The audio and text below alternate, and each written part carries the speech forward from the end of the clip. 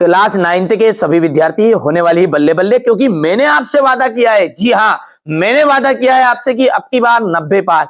इस तरह से आपको वास्तव में परसेंटेज 10th में भी बनानी है, 9th तो 9th, 10th में भी मैं आपका पूरी हेल्प करूंगा। चलिए यहां से अपना साइंस के पेपर को पूरा सॉल्यूशन देखेंगे अच्छे से। जिस बच्चे को वास्तव में अच्छी परसेंटेज बनानी, एक बार आप परीक्षा में जाने से पहले एक बार जरूर इस वीडियो को पूरा देख के जाइएगा, क्योंकि काफी हद तक इससे आपको मदद मिलने वाली है।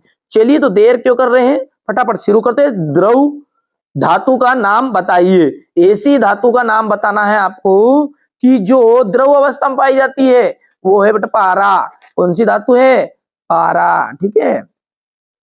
जी का सर्वाधिक मान जो होता है वो होता है ध्रुवो पर।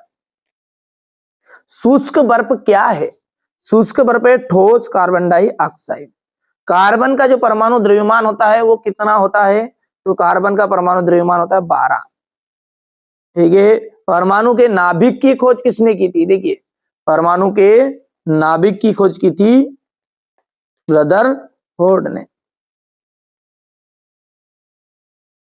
शक्ति का एसआई मात्रक, शक्ति का जो एसआई मात्रक है वो हो गया आपका वाट। कार्य का जो मात्रक होता है जूल, ठीक है। और वोल्ट होता है विभवांतर या विभव का मात्रक। चलिए इसके बाद में यहां से अपन देखते हैं, ये है ना, यहां से हो गया इतना। आगे बढ़ते हैं और ये यहां पर हो गया है लाइसोसोम्स जो है उसको क्या कहते हैं? लाइसोसोम्स को अपन कहते हैं आत्मघाती वाली थैली। ये हो गया आत्मघाती वाली थैली। परमाणु के नाभिक में उदासीन कण न्यूट्रॉन होता है। न्यूट्रॉन कोशिका में हरित लवक पाया जाता है, पादप कोशिका में। इसमें पादप कोशिका में हरित लवक पाया जाता है। धातुएं ताप और विद्युत की, धातुएं ताप और विद्युत की कैसी होती है? सुचालक होती है। निलंबन कणों का जो व्यास है वो होता है 10⁻⁻5 मीटर। वाष्पीकरण से क्या होती है? ठंडक उत्पन्न होती है, ठीक है भैया।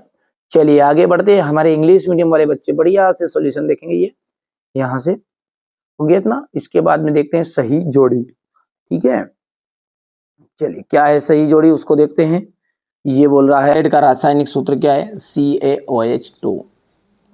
किसी इलेक्ट्रॉन पर कितना आवेश होता है? तो किसी इलेक्ट्रॉन पर 1.6 × 10⁻⁻19 कूलम। वेग में प्रति सेकेंड होने वाली कमी को हम क्या कहते हैं? मंदन कहते हैं। दो से अधिक फसलों को निश्चित कतार पैटर्न में उगाने को हम क्या कहते हैं? अंतरा फसलीकरण। ये हो जाएगा इतना यहाँ पर, ठीक है। इसके बाद में अपन क्वेश्चन नंबर आगे देखते हैं, ठीक है भैया।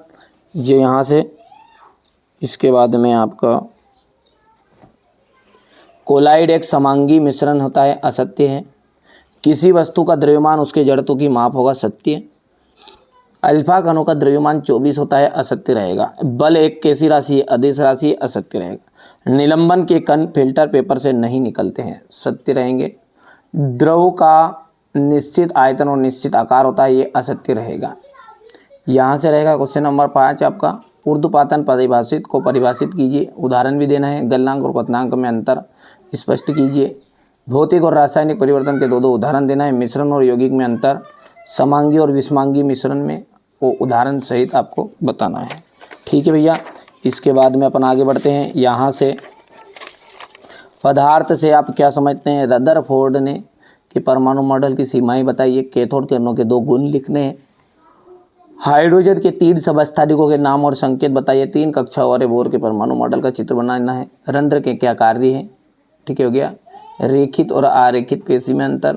पौधों में के ऊतक मुख्यतः कितने प्रकार के होते हैं, उनके नाम लिखना है। मंदन किसकी परिभाषित कीजिएगा, मात्रक देना है। क्वेश्चन नंबर 14 है बल का एसआई मात्रक समझाइए। न्यूटन के गति का तृतीय नियम। घर्षण के क्या क्या लाभ होते हैं? गुरुत्वीय त्वरण से आप क्या समझते हैं? प्रणोद किसे कहते हैं, मात्रक देना है। गुरुत्वीय त्वरण जी और गुरुत्वीय नियतांक जी में अंतर बताइए। पादप कोशिका तथा जंतु कोशिकाओं में अंतर बताना है। ऊर्जा संरक्षण